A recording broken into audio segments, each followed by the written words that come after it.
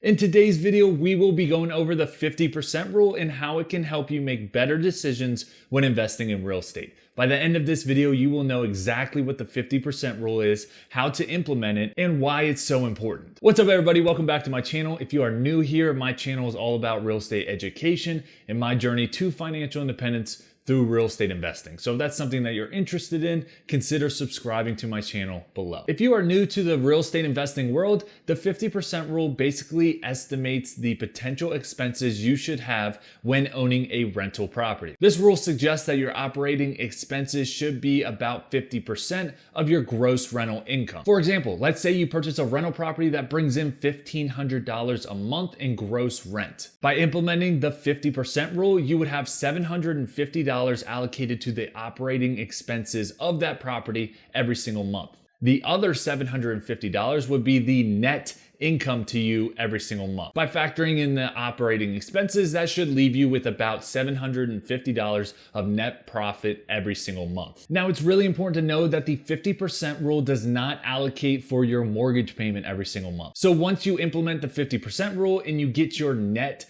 cash flow every single month of that $750, you would then deduct your mortgage payment from that. And in turn, that will give you your net cash flow every single month and what you can expect from it. Now, you may be wondering what kind of expenses are included with the 50% rule. Well, the 50% rule typically includes expenses such as the property taxes, the property insurance, property management fees, repairs, maintenance, vacancy costs, and utilities. Obviously, this is just a guideline and your expenses could be well over that 50% or well under. So it is very important to analyze your own deals and figure it out for yourself. However, using the 50% rule can give you a very good starting point when analyzing a rental property. So why is the 50% rule so important when analyzing real estate? Not only can it save you a ton of time by weeding out the bad deals, but it also can help you and prevent you from investing in a bad deal. For example, if you're interested in purchasing a property that rents for $1,500 a month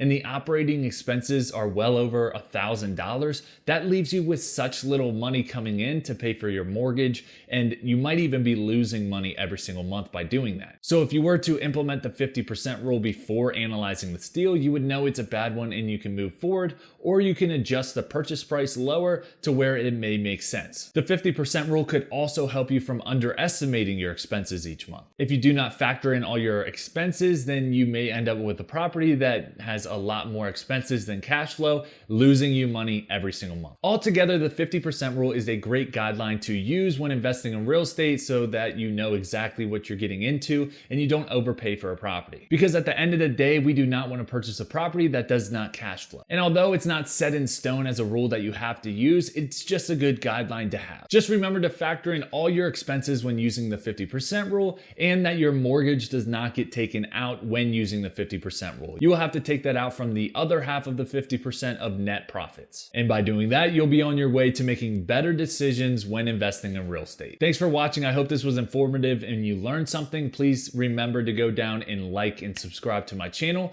Happy investing, and we'll see you in the next one.